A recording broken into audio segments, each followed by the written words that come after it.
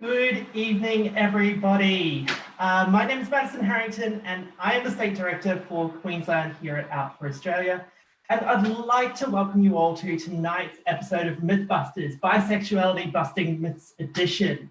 Now, before we begin, I'd just quickly like to acknowledge the traditional owners of the land on which we are all meeting today, obviously keeping in mind that we're all dialing in from various locations throughout Australia. So if I can just get you to take a minute to just reflect on where you are in this big old country here. I am on the lands of the Yagara and Turrbal people, and I'd just like to take a moment to acknowledge the traditional owners and acknowledge the elders past, present, and emerging.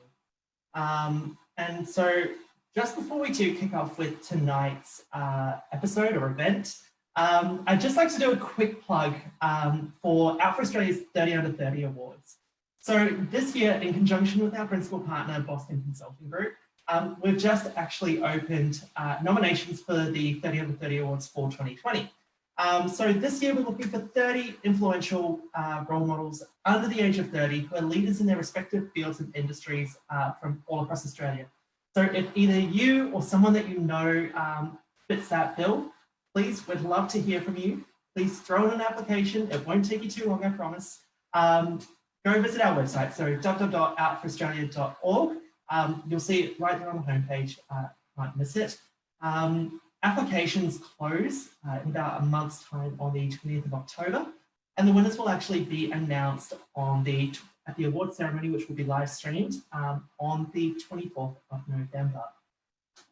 So now, without further ado, let me now hand you over to some of our amazing Mythbusters who are with us tonight, who are going to be helping us bust some of the most common myths around being bi in 2020.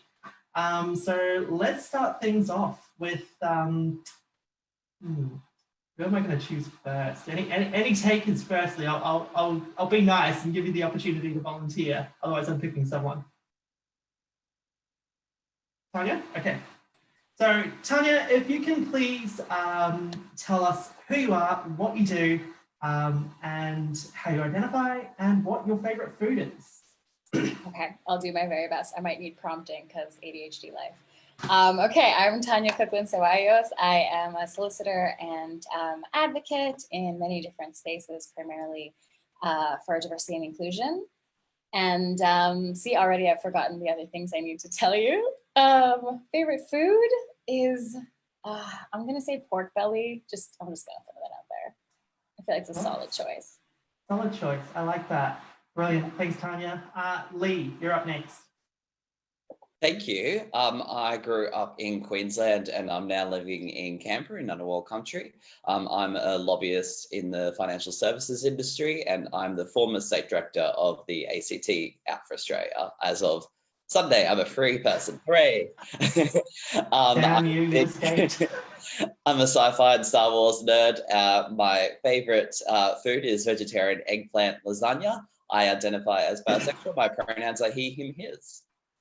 Fantastically, thank you so much. Ivy, over to you, please. Hello, so I'm dialing in from the stolen lands of the Wurundjeri people of the Kulin Nation, originally from Darwin.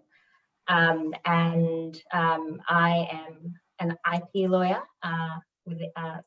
working in intellectual property. And my favorite food, primarily based on my Uber Eats record throughout lockdown, it has to be pizza.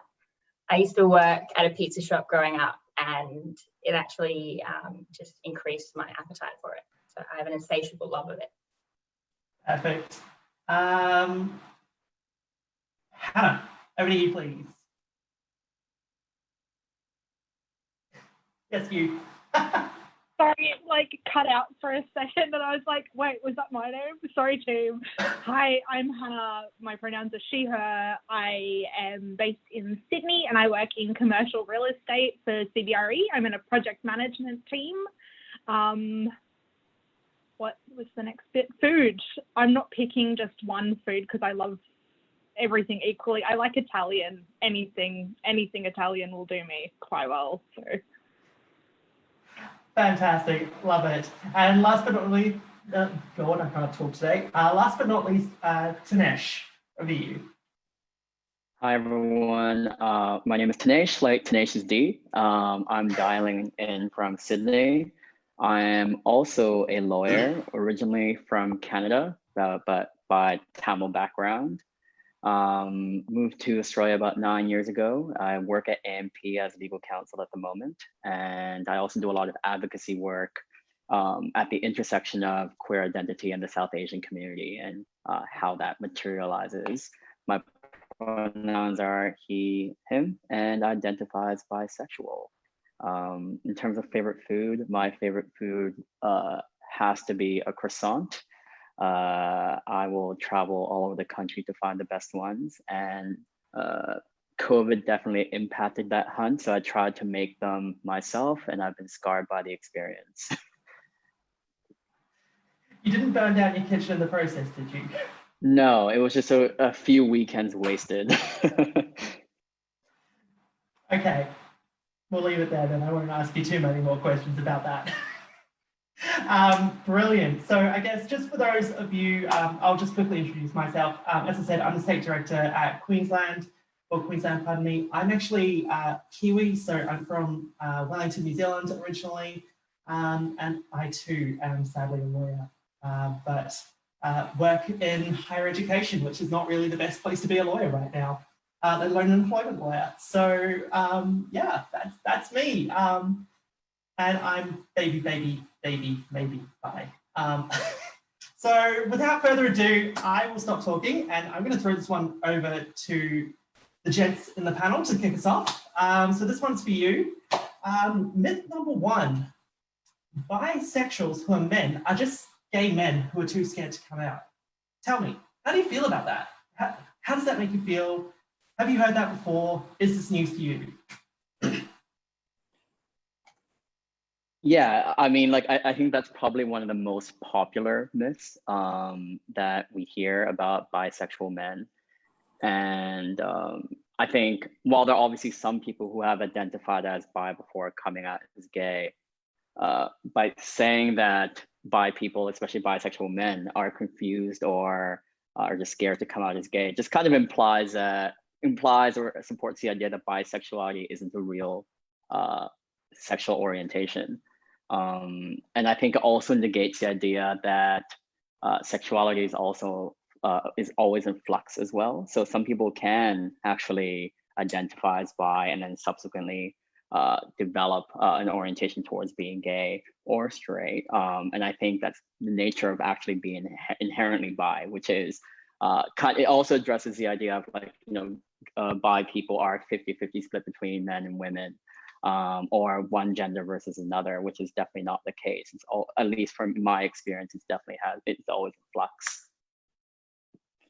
Absolutely. I think for me, it was that I didn't even hear about or know about bisexuality until relatively late, and certainly long after learning about gay men. And I had heard about gay men, and I was like, oh, okay, that sounds good, but that doesn't quite sit with me. So for, I guess, a brief period, that was almost true, because I was not coming out as a gay man, because I'm like, well, no, that's not quite me. But I'm not sure what me is, because I haven't had that exposure to what me is. And, you know, even now, really, there's very few representations of bisexual men in media. That I've seen a couple in TV shows. I've seen, I think, one in a movie that wasn't, I guess, the butt of jokes or the point of that. It was just that they happened to be a bisexual man. And that was really great. And I cried my eyes out then. But that was it. And, you know, that's me in my 30s, not me as a teenager or anything like that.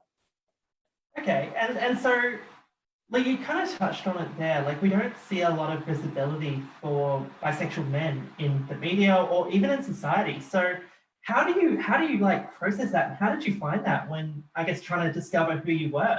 Because obviously everyone was, you know, going, well, are you a gay man? And you're going, well, no, I'm not. But if you didn't have that exposure, how did you, I guess, find yourself? And what kind of do you think needs to be done to showcase that visibility of bi men a bit more? I mean, yeah, it really did take a while. And I didn't even know about the concept of bisexuality until I think late teenagers, or possibly even later than that. And growing up in Queensland in a town that wasn't quite all that enlightened, the few gay men that I knew in my life weren't having a great time of it, and that certainly kept me in the closet for quite a few years longer than I should have been. I would have liked to have been. And yeah, I think the real basic bread and butter stuff, if you can't see yourself pictured, then you can't imagine yourself. And that's one of the first things I'd say is we need that diversity in media representation. Nash, did you have anything to add there? Yeah, I definitely agree with Lee's experience as well, because I had the same, which is in high school, the only sexual orientations that I was really aware of was you're either straight or you're gay. And at that time, I was like, well, I'm still attracted to women. And so I was like, maybe I'm just really comfortable with saying, well, I find guys attractive as well, or I think that they are good looking. It took a lot of time for me to get to a point to actually realize, hey, this is actually beyond just me being comfortable with my own sexuality to say that guys are attractive. And this is probably amplified as well by the fact that I'm South Asian from a pretty conservative Tamil community where there's no discussion around anything beyond traditional heteronormative frameworks. And so that made coming out a lot more challenging. There are very limited queer representations of South Asian queer people. But that's obviously improved since then. I think the first time I saw myself on the screen was only recently, actually, in the Game of Thrones, when right before Oberyn got killed off. So that's the other trope, right? Like the few queer characters that you end up liking on TV or in movies end up getting killed off quite quickly. Mm.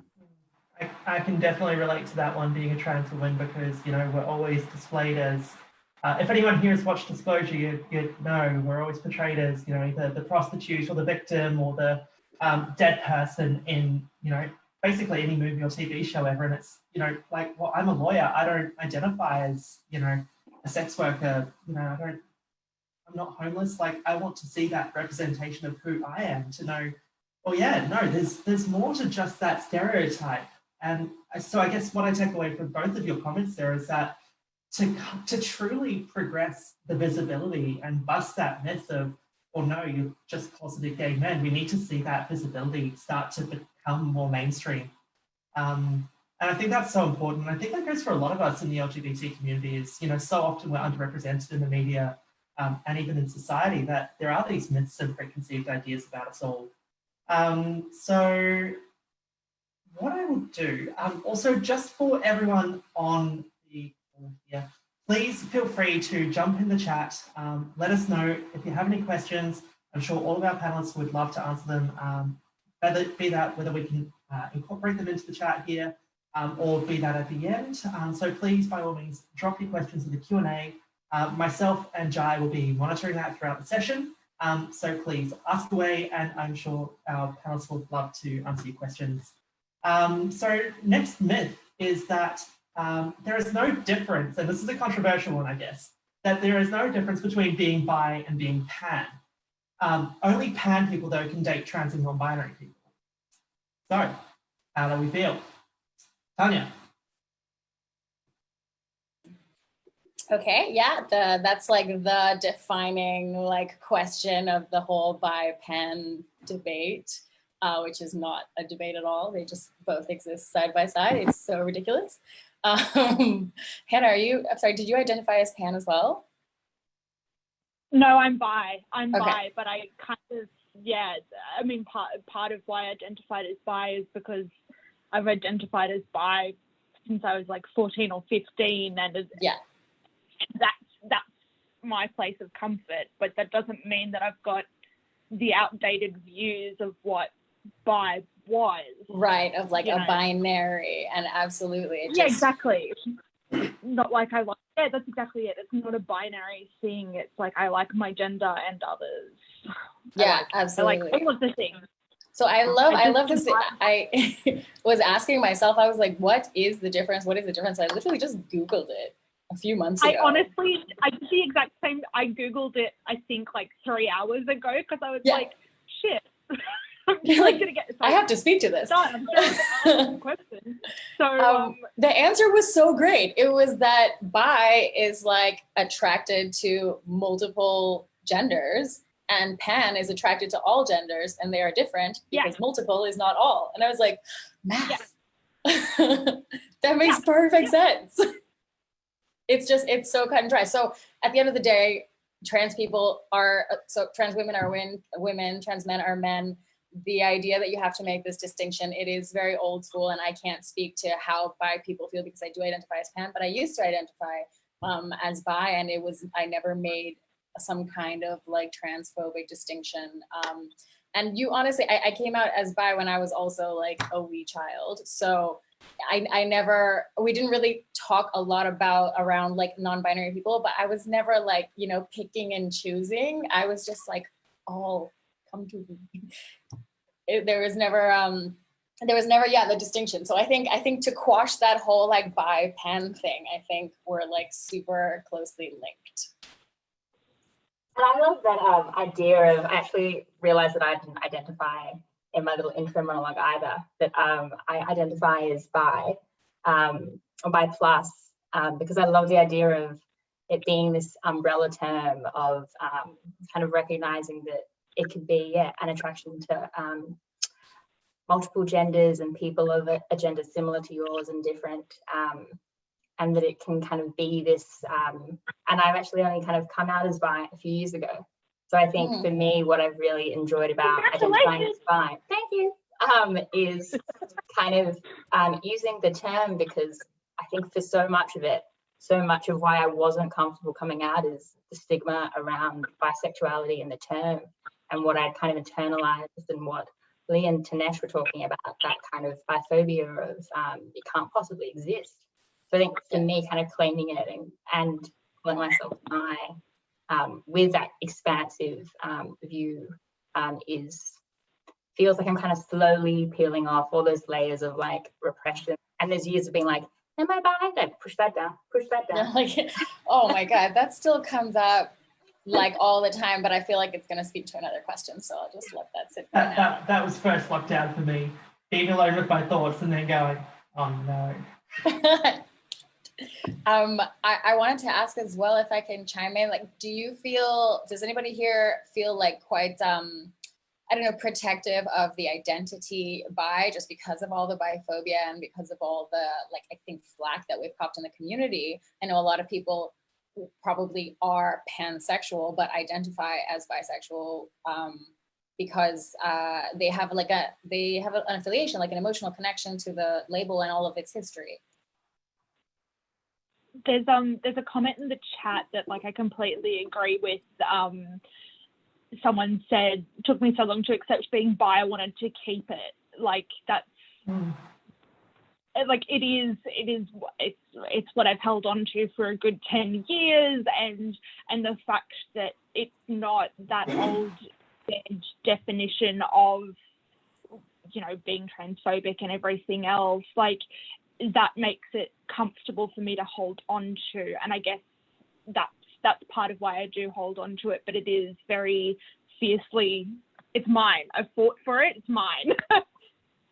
Absolutely. It took me so long to find it and to own it that I'm absolutely very unwilling to give it up. And I'm also unwilling to be told what big bi means by other people as well. I think your cat has a few things to say, Lee. Yes, she does. No, I like that a lot. And I think, it's funny from like a trans perspective, we're so often told, well, no, like, you can't do this and you can't do that. That, you can only date pan people because they're the ones that will have you.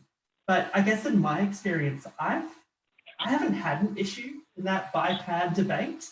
I have dated men and women, and honestly, like, it doesn't matter whether they're pan or bi. They both go, look, if I like you as a person, I like you. And I think that's what it comes down to for both at the end of the day, at least in my opinion, is you like who you like and you're attracted to who you're attracted to.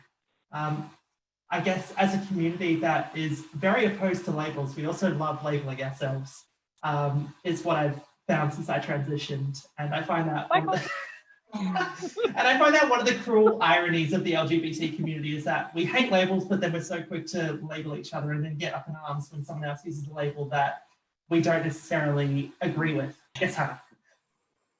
There's a meme that I quite like. It's like, I'm not bisexuality, and then it's the guy with the thing who's like, move, I'm gay. Like me during Pride Month, move, I'm gay. Like that's 100%. I'm more than bisexuality. It's mine. For those of you who are playing like bi stereotype bingo or bi stereotype shots, you're having quite a few shots right now. I shot. I mean, I knew this panel was going to be wild, but I mean, you've already surpassed it in the first like 15 minutes, so kudos, well done. Not that I should have had any expectations otherwise. Okay, so moving on, and I mean, Tanesh, you've already slightly touched on this. The next myth that I want to bust is that being bi means that you can only be attracted equally 50-50 split. Yeah, Anyone got some lived experiences here? I mean, I can speak to my lived experience on this, which is, I can tell you that's definitely not the case for me. I'm sure some people are equally attracted to men and women or their own gender versus other genders.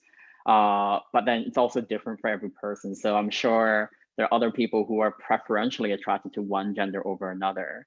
And I mean, for me, it's like constantly fluctuating. So one day it'll be like 85% guys, 15% women, and it just changes constantly. I think it really just comes down to the day, week, time, year. And I think it's probably reflected in my dating history as well. I definitely feel that my personal experience is is like a very general divide, like 50-50, if you will. But I think it's, and this is something that I've reflected upon / wrote a little essay on, how important it is to like not discount the effects of like white supremacy and the patriarchy in the ways that we are conditioned and the ways that like heterosexual sex is totally fetishized or like women are fetishized. So it's like sometimes you might find yourself attracted to women and you're like, wait, is this me or the patriarchal lens? Or sometimes it's like, okay, since I was a child and reading Cosmo, don't ask me why I was reading Cosmo when I was a child, I was. I was very curious.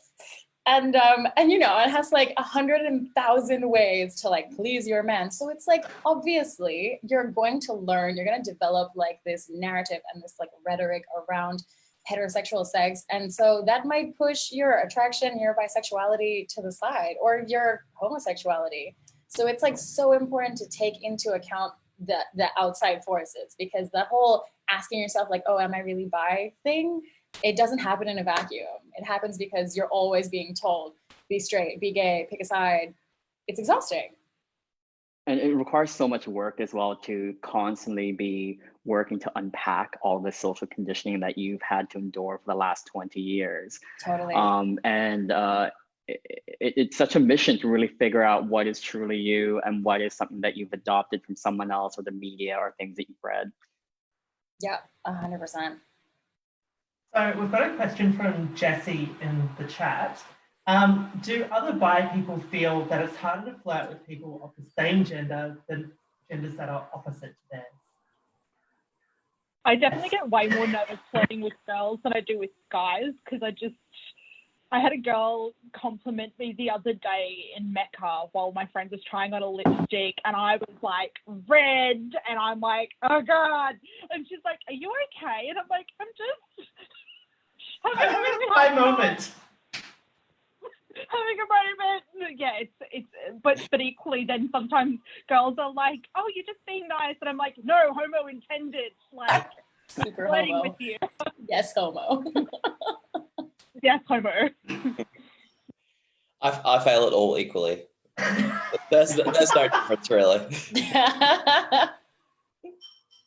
It's just called overthinking, and that just shoots me in the foot every time. Yeah. Anxiety by culture is just flirting with everybody. Do I like this person in a bio way? Yes. Comment from Allison. Like, I'm joking, depending on how into it you are. Like, Haha, unless. Interesting Yeah, comment okay. from Alison in the chat there. If you think it's bad now, try having grown up in the 80s. That's why it took so long to accept that I was bi, because it wasn't an available choice. And I think that's such a really amazing point to make, is that we are so lucky in 2020 and even, way back in, 2010s, if not earlier, to have kind of had that we had that limited visibility there already, I guess. To an extent, we had the internet, there were resources available for us to, I guess, stumble across, whereas, I guess times like Alison refers to would have been very, very different. And I can't even imagine what that would have been like, even from my lived experience as a trans person. I would have hated it. Okay, so this next one we kind of literally just touched on. Next myth, bisexuals must have better dating odds than the rest of us, as you have 50% more people to choose from, right? Here's the thing, everyone sucks. Dating anyone, it sucks. It's hard. You think it's difficult being straight and dating men? No, it's like doubled, amplified suckiness. I second that as well. So that's a third. We've got 3 down there. Yeah. Heavily I think agree. the biggest challenge is that I think biphobia really impacts the dating pool in that regard. I think in my experience when I was dating women, trying to dispel the idea that this is not just a stopover to being gay was such a challenge.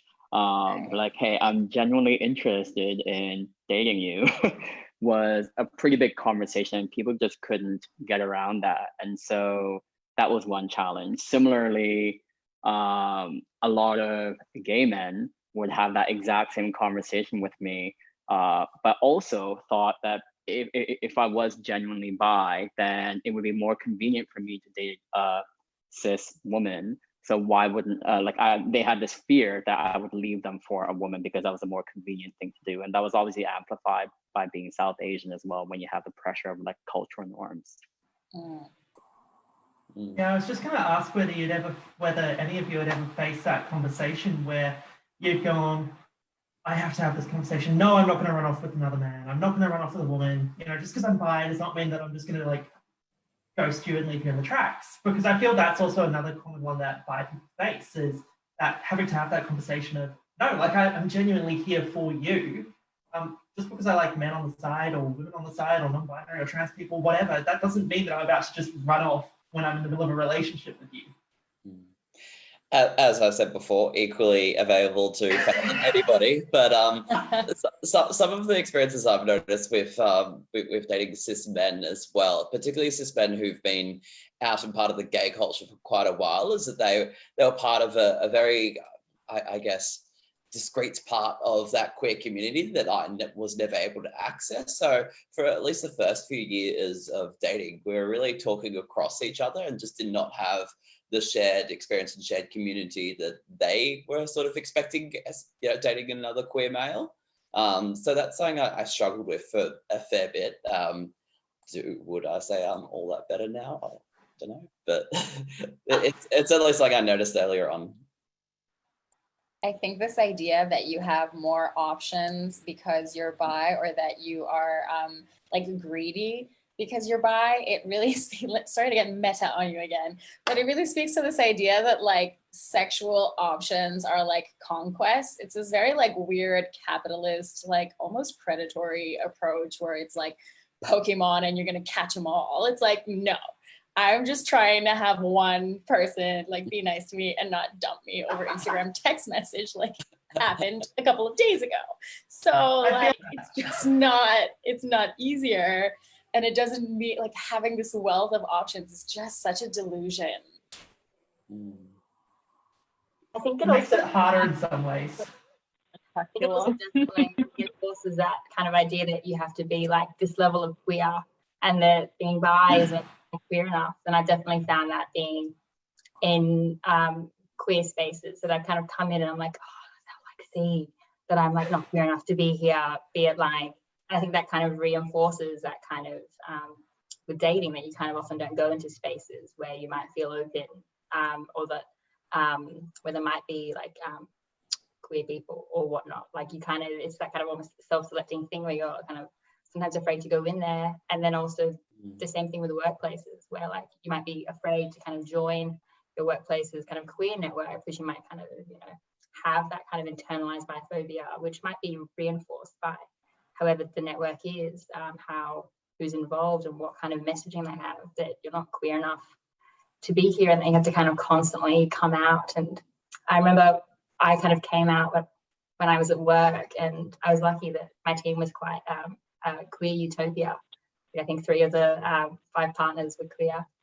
But I felt like I had to prove myself. Like I was kind of talking about like, oh, like I went on a date with a guy on last week, and then I've gone for a woman next week, and it was just kind of this thing where I feel like I kind of had to prove myself, like there's some kind of like checklist or whatnot, which is just really harmful. And I think it's really kind of adds to that pressure and that isolation and loneliness, which is hard.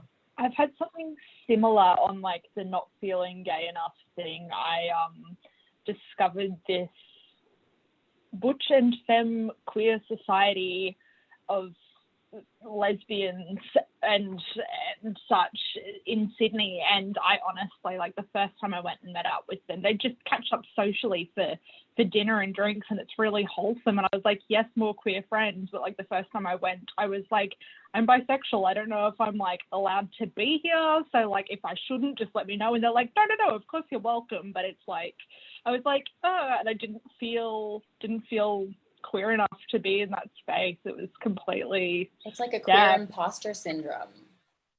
Yeah. As if I don't suffer from enough of that as a whole. Right. Me. Yeah. Exactly, and like, you know, you're bi enough. Like you're bi enough if you've not dated anybody other than one particular gender, and you know, experience attraction in your own way. That's totally okay, and that's something I've certainly struggled with in the past. Yeah, and I think that's a really interesting point, because I'm so new to this whole community, because as I kind of alluded to earlier, my brain went haywire during the first lockdown that we had up here in Brisbane back in March. And being left alone with my thoughts was not a great thing, where I was just suddenly like, oh, I'm attracted to men? Oh. And having to come to terms with that and go, okay. I was always bullied for being gay at school. I had, you know, I have so much trauma around men and things like that. And now I'm like, oh my God, how do I process this and how do I deal with this? And, you know, my entire life, I've only ever dated women, but I knew that I've always had that attraction towards men. And so that's where that, for me, that 50-50 split comes in, because primarily for me, I would argue that I'm probably about 80% towards women and then say 20% to men and others. And, you know, it absolutely depends on the person. And, you know, I'm not going to rule out anything just because, you know, I'm more attracted to one over the other. And I think that's what a lot of people just don't understand, is that, as Tanesh said, it fluctuates. There's no rhyme or reason to it. And so, yeah, I guess this kind of leads on to the next question, or the next myth, so to say, and that is, being in a straight passing relationship means that you're no longer bi or part of the LGBT community. Straight in the bin with this one. Busted. Done. No. Still bi. You're still bi if you're married to someone of another gender. You're still bi if you're in a relationship with someone of the same gender. You just, no. Bi if you're single. No. Bi if you're sleeping. Yeah. Bi if you're awake. Especially bi if you're eating. Yeah, I was going to say bi if you're raiding the fridge at midnight.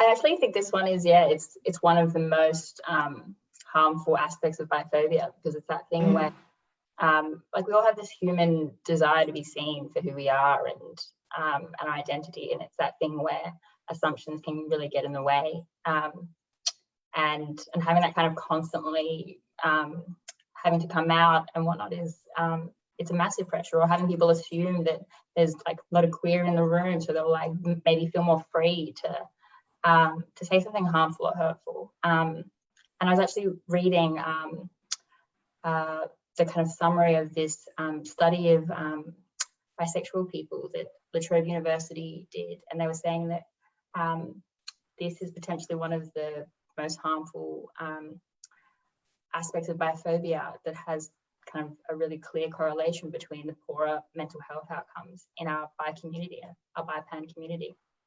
So I think it's something to really think about, how we can kind of work at unpacking all the assumptions that we make. And I know that we recently had this bystander awareness training at work where there was a heavy focus on assumptions and just the kind of weight that that can really put on people, and kind of just how by actually shifting the focus on people to actually remove those assumptions immediately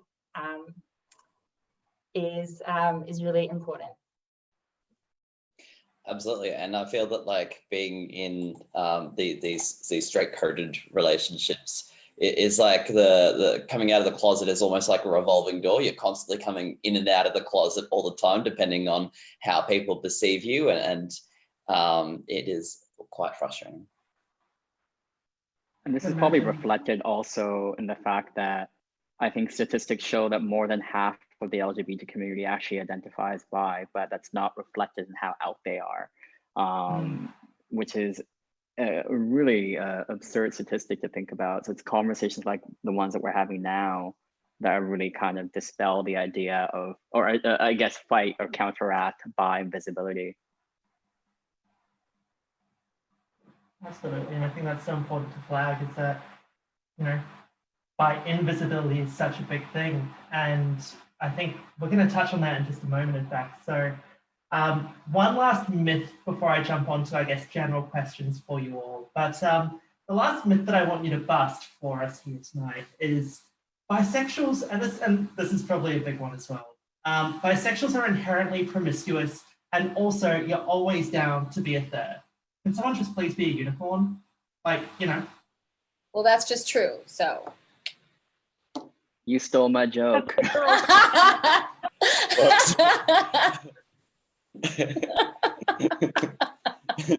Yes, we're sluts. What up?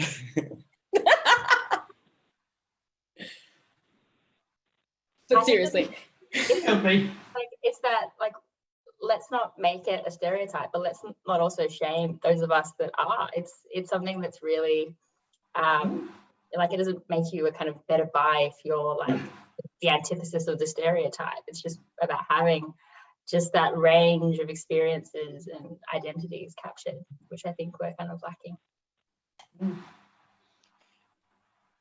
One thing that gets me especially is like people using dating apps and like to find a third in that regard. It kind of, sometimes I feel like it invalidates my liking everyone sometimes, because then like 3/4 of the female presenting profiles on the things are like a couple seeking a third, and I'm like, can you leave me alone? that's really annoying, and it really speaks to the dynamics of like approaching third parties and like making them more comfortable by having the female partner approach. Like, we could go down a whole weird rabbit hole on that one, because I've noticed it a lot too, and it is really annoying. Absolutely, I think it's as a cis male, like that there's a lot to unpack still with toxic masculinity and those learnings there, and internalized homophobia. But I guess back to how I experience bisexuality continues to be up to me.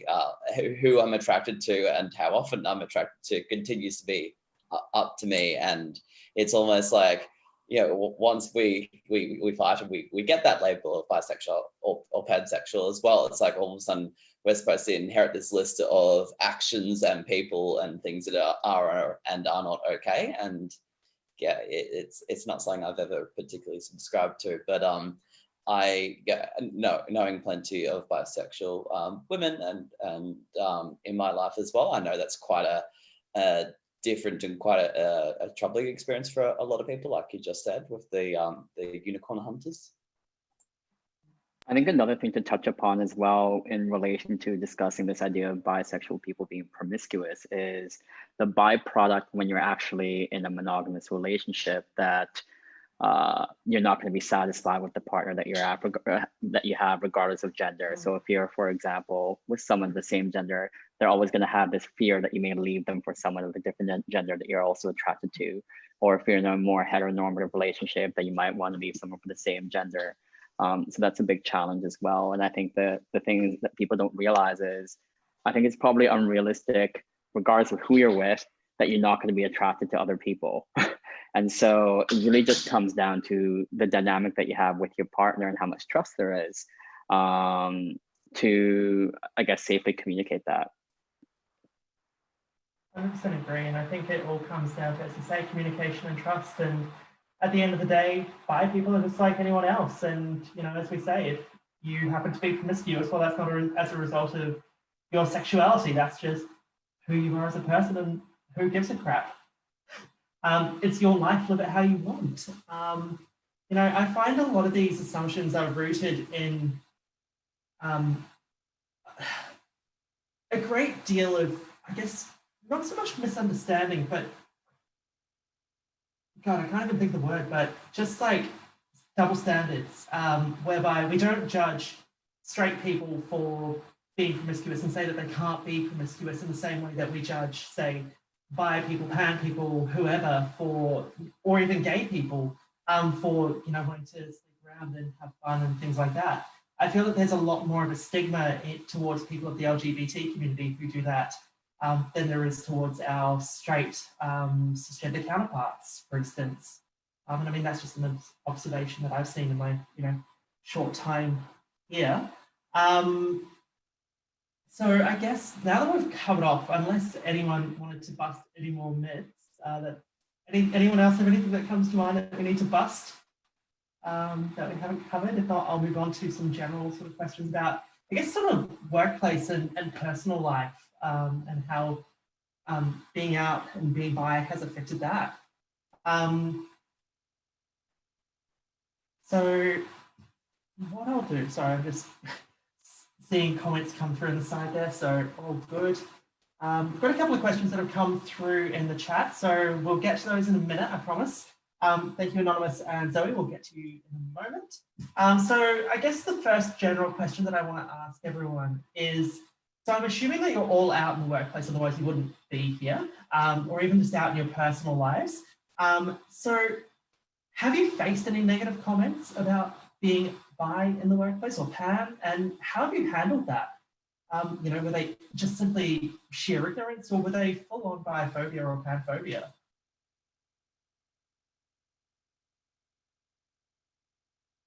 No? Okay. Really cool. I had an incident. So I worked in an office when I still lived in Canberra, and I had a previous boss of mine, and I was dating a man at the time of working for this particular company, and I had been for the duration of me working there, and my boss was talking about joining some diversity committee, and I was like, well, I'm a bit more diverse than you, like you're a white cis-het man, and he's like, you're dating a man, and I was like, doesn't mean that I'm straight, you idiot. Like, Jesus, like that underlying sort of like assumption and just like, because I was like, oh well, like I'm queer, I'm more diverse than you, yeah, but you're dating a man. It's like, seriously? So like I think my response was literally, doesn't mean I'm straight, Adrian. So that was. So that's how I dealt with that. I don't know if that's advisable to all of your bosses, but like, yeah, that's the fun assumptions in regard. But yeah, my current.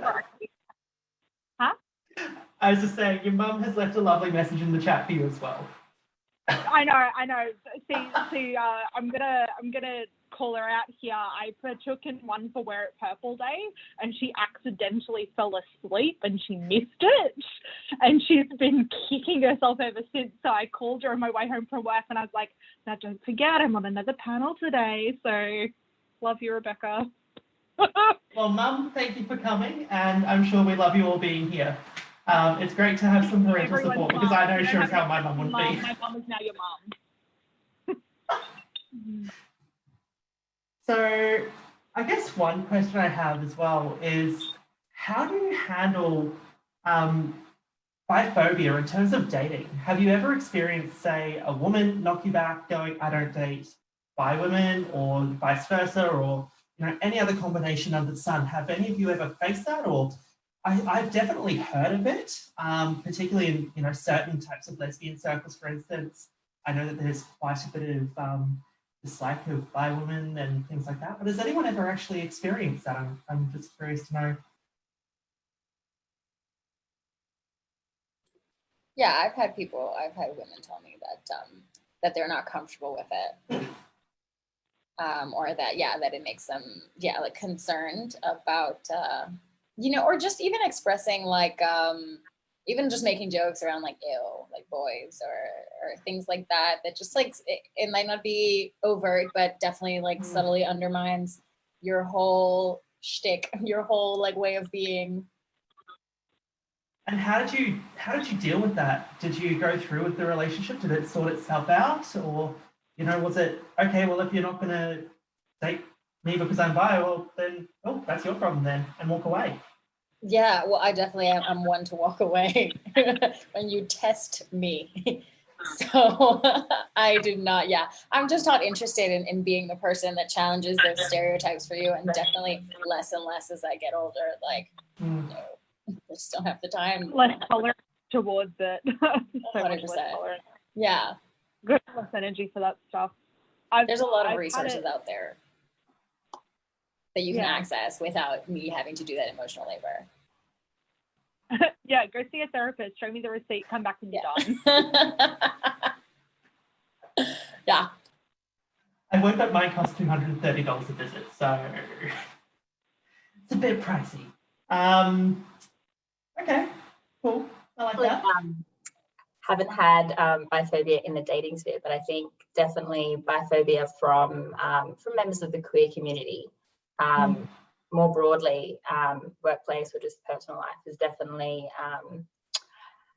kind of hit closer to the heart, I guess, than from other people. I think it's this kind of, I feel like I'm kind of more vulnerable maybe, or I have less guards up. So when it's someone of the queer community making a joke or a kind of snide kind of comment that just kind of undermines like what Tanya was saying about boys, like just that kind of derision can really kind of just like take its toll. And I definitely think a lot of the biphobic comments that I've like internalized throughout the years have been from like friends or people I know that are gay that have kind of just like been kind of quite dismissive. So I think it's definitely it kind of feels a lot harder. And I think it's also harder for or straight allies kind of don't really have a voice. I don't feel like they can kind of chime in and say, hey, that comment was really biphobic, kind of depending on who is saying it. So I think it's something that is really interesting to explore. I guess the role of bi allies within the queer community and beyond. Well, that's an interesting point that you touched on there, Ivy. And it's a question that actually came through in the Q&A box. So how can we be better bi allies, bi and pan allies, if you're not part of that community? I think one of the biggest things for me is definitely check people's assumptions about who someone or what someone's identity is based on who they bring to the staff picnic. Like it's just a very basic thing. And even in terms of queer networks at work, kind of to not kind of try and go hunting for someone's identity based on who their partner is, or even having space for, like I joined my work's employee queer network when I was identifying as an ally to the LGBTI community. And I found being around so much kind of affirming messaging really helped me connect with my identity. So I think any kind of gatekeeping can be really kind of quite harmful. And especially when someone's not sure or when they have so many messages saying that you don't exist. Like, it kind of, I think any kind of messaging around someone has to be queer enough, or even think about kind of who you're profiling, who's telling stories about their lived experiences, and can you get someone in that's bi-pan and that can share that experience. And yes, that's just my thoughts. I think one thing that's really helpful in the context of being in a relationship, regardless of the gender of the person that you're dating, is having that person actually affirm your identity to their friends and their family members.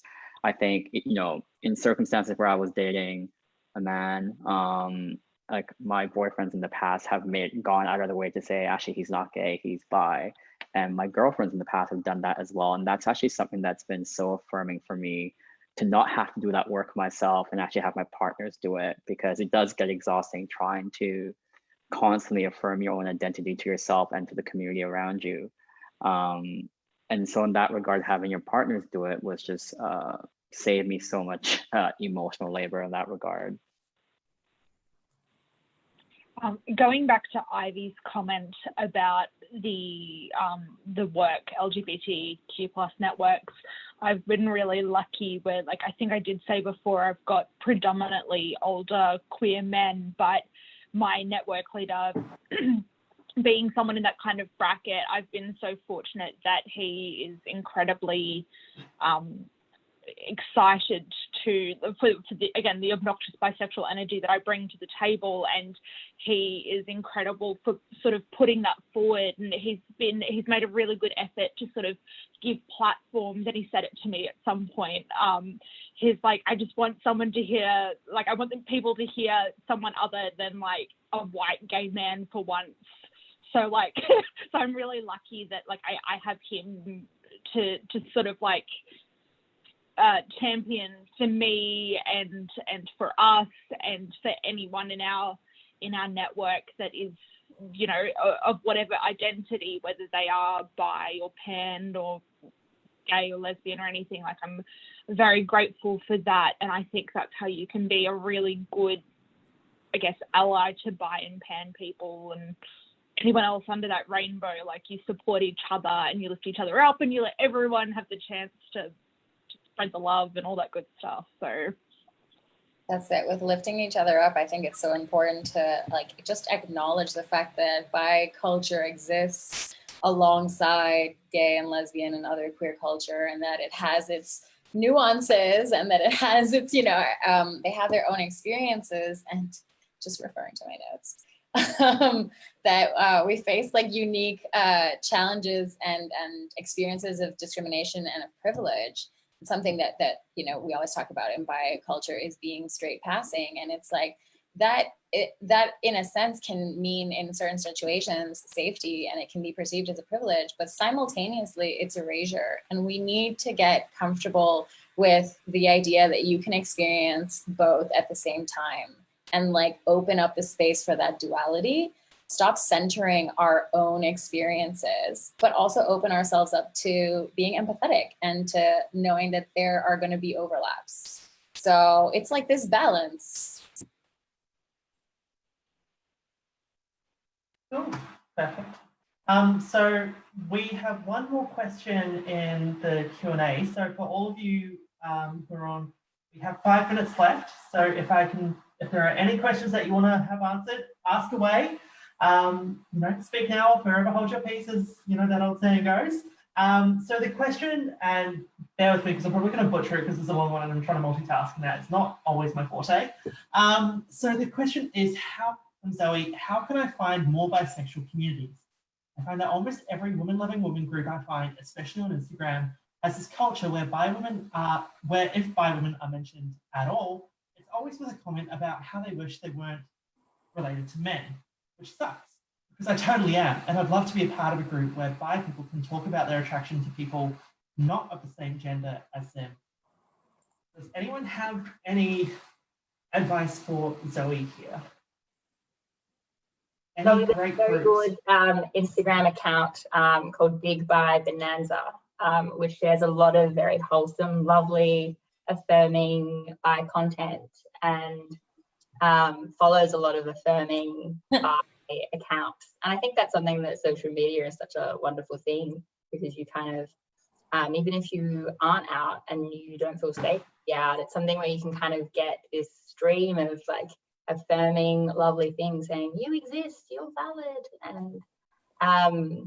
And I think there are quite a few online bi-specific communities. So I think, Zoe, if you wanted to get in touch with the panel, potentially we could send out a list maybe of, Totally. I know Yeah, most definitely. territories have their own bi network. I know that there's Sydney, Melbourne, Perth, Brisbane. So I think finding community is really important, though, to feeling like we're not erased and affirmed, and having people we can share those experiences with. So I hope you find them. Bi people go, I think, live like under the radar a lot, in that there's like, we haven't really been given a space to be like loud and out and proud. So we're just kind of like, just chilling. But there's a lot of us and we're absolutely everywhere, and you'll just casually like drop into the conversation. Like, you know, when I was dating my insert male, female, whoever partner, and then you'll just be like, another one.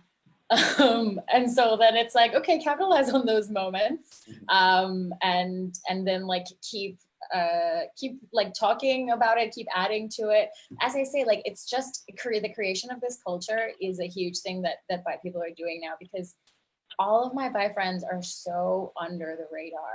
Like, it's not a thing, which is like, it can be definitely frustrating and like invisibilizing in a sense, because you're just not getting that attention. So definitely, like, feel free to reach out to us and we can put you in touch with other people in our networks. Still be your friends. So apparently one group that's just been dropped in the chat is Bi Plus Community Perth. So if you're from Perth, that is apparently one to look into. There's one in Sydney I know of, because I was lucky enough to partake in Mardi Gras earlier this year on a Bi Plus float, which was incredible. But there is a really good Sydney Bi Plus community, and I helped with their float on Fair Day, which was just phenomenal. And they are a beautiful bunch of human beings. So if you're in Sydney, I really highly recommend. But I'm and there's like Biconic and stuff. There's a lot of bi networks and like bi events and stuff, and I'm hoping that hopefully maybe next year, when Biconic sort of kicks off again, like they do wholesome evening events and stuff. They do like bi discos and cool shit. So fingers crossed that Lady Rona settles down and we get to go out and do good stuff again. But yeah, there's just search for your local networks, or again, be our friends, and we'll help link you to more bi folk.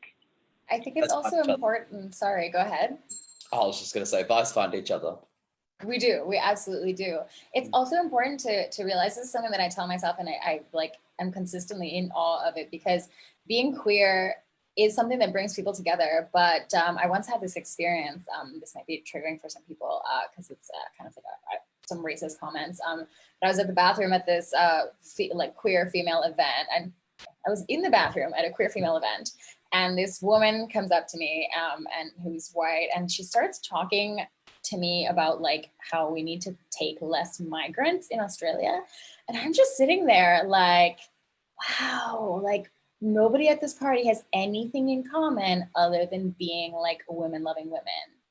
And so then my takeaway there for you is like, find networks of groups and stuff that you're into. Like if you're a person of color, find your person of color groups, and then like the queer people within that. If you're into certain activities or sports, like find that, and because at the end of the day, like, yes, you're gonna have bi experiences in common, but you'll have more in common if you look to like the other facets of your life that you want to share. I think that's a really good point, and it's something that I really wholeheartedly believe in, is that, you know, find what you love doing and the friends will come from that. So we are basically out of time, but we do have one more question. So read Tanesh's comment about partners being able to step in and help relieve the cognitive load by asserting to others that their partners are bi on their partner's behalf does that extend to friends and family? Absolutely. Yeah, I think if they're good friends, they would correct whoever is assuming that you are gay or straight or whatever your sexuality may be. Similar to how when people make assumptions about your gender identity, I think it's you call it out when someone's intentionally misgendering someone or misidentifying you. I think that's the role of a good ally. Perfect. Okay, one last question, quick fire. What can we do in the workplace to help raise awareness and celebrate bi visibility? Have visible bis. Who'd have thought? I think guns are mandatory. Those invisible buys, the worst. That's the question. How can we promote bi visibility in the workplace, basically? I think it'd be excellent if there was like, you know, I don't know what your workplaces are like, but you know, we've got cute little pin boards in all our print rooms and stuff, and they sometimes put signage up in like in our kitchens, or like there's stuff on the intranet. I think having stuff there about it really just being accepting for all, that it's not just a space for gays and lesbians, that it is a space for bi people and pan people and trans people and everyone under our queer rainbow to get involved. I think that is good and encouraging, and having good leaders in your networks and spaces that are encouraging of everyone getting in, and again, not gatekeeping about being gay enough to be involved. I think that'd help promote everyone feeling accepted. Love it. Fantastic advice. All right, everyone. Well, look, I'm going to have to call it here. It is now 7:05. So that concludes tonight's scheduled episode of Mythbusters Bisexuality Edition. I hope you've all tuned in and enjoyed it. So once again, I'd like to thank all of my incredible panelists here tonight. You've all been absolutely incredible, and thank you so much for so willingly giving up your time on this Thursday evening. I know it takes a lot out of you, so thank you so much from the bottom of my heart. It has been an absolute pleasure to be here alongside you tonight. I've learned a lot. I'm sure everyone else has learned a lot. And so just two quick reminders before we wrap up the call. There will be a post-event survey that comes up once we leave the Zoom room. So if I can ask that you please fill that out. We rely on your feedback. If I was terrible, please let me know. If you didn't think that we covered all the topics that you wanted to see, let us know. We don't know until you tell us. We as an organisation love getting your feedback. We take it all on board because we're here for you. And so lastly, 30 under 30, I know I mentioned it at the beginning, but if you know someone, plug in, do them a solid, and throw their name into the hat. I was a winner last year, and seriously, it was the best night ever.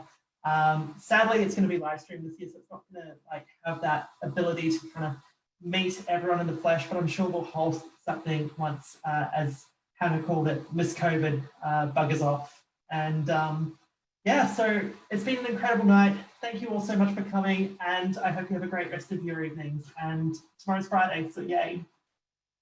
Thank you so much to everybody, and to you, Maddie, and to the whole OFA team. Thank you so much for having us. Thank you. Nice to meet you all. Well done, Madison. Good night, everybody. Cheers, Lee. Good Have a night. great Bye. night. Bye.